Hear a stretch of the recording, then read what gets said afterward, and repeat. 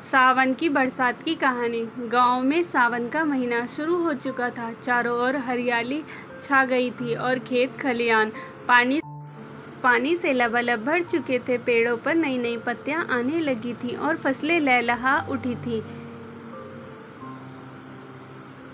इसी माहौल में एक छोटा सा गांव था जहां गौरी नाम की एक लड़की अपने परिवार के साथ रहती थी।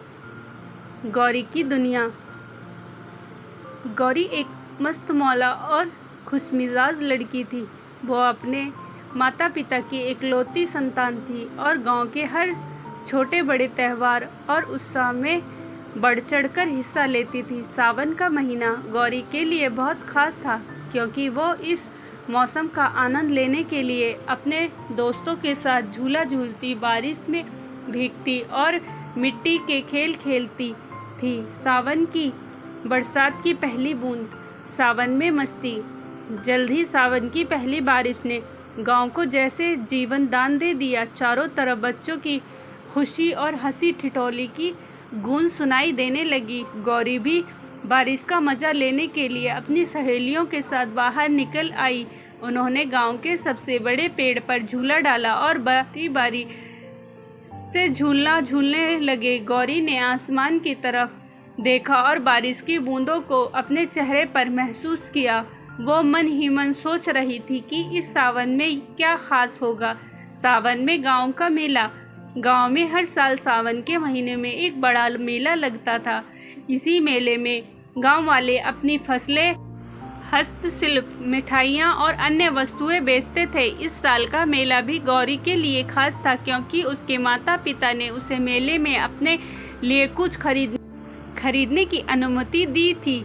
गौरी ने मेले में जाने के लिए अपने सबसे अच्छे कपड़े पहने और अपनी सहेलियों के साथ मेला देखने निकल पड़ी। मेले की रौनक। मेले में चारों तरफ रौनक ही रौनक थी।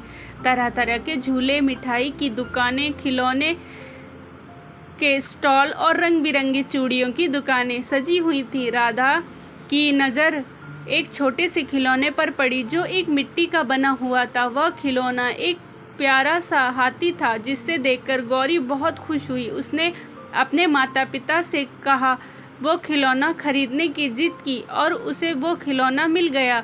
मेले से लौटते समय अचानक बारिश शुरू हो गई। वो सावन की बरसात की पहली शाम थी। गौरी और उसकी सहेलियों ने बारिश का भरपूर आनंद लिया। वे सब एक पेड़ के नीचे खड़े होकर बारिश के पानी से भीगने लगे।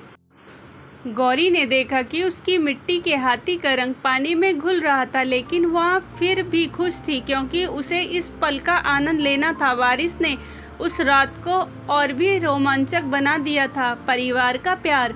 गौरी ने जब अपने माता पिता को वो मिट्टी का हाथी दिखाया तो उन्होंने उसे गले से लगा लिया और कहा, तुम्हारी खुशी में ही हमारी खुशी है। राधा ने वो हाथी अपने कमरे में सजा कर रखा और हर रोज उसे देखकर सावन की उस बारिश की याद ताज़ा करती रहती। सावन की बरसात ने गौरी के जीवन में कई खुशियों और यादगार पलों को जोड़ दिया। गांव की मिट्टी, मेले की रौनक और परिवार के प्यार ने इस सावन को गौरी के लिए और भी खास बना दिया। इस कहानी से हमें ये सीखने को मिलता है कि जीवन के छोटे छोटे पलों में भी बड़ी खुशियाँ छिपी होती हैं जिन्हें हमें दिल से जीना चाहिए। स्टोरी अच्छी लगी हो तो प्लीज़ लाइक एंड सब्सक्राइब ज़रूर करें। मिलते हैं नेक्स्ट स्टोरी के साथ।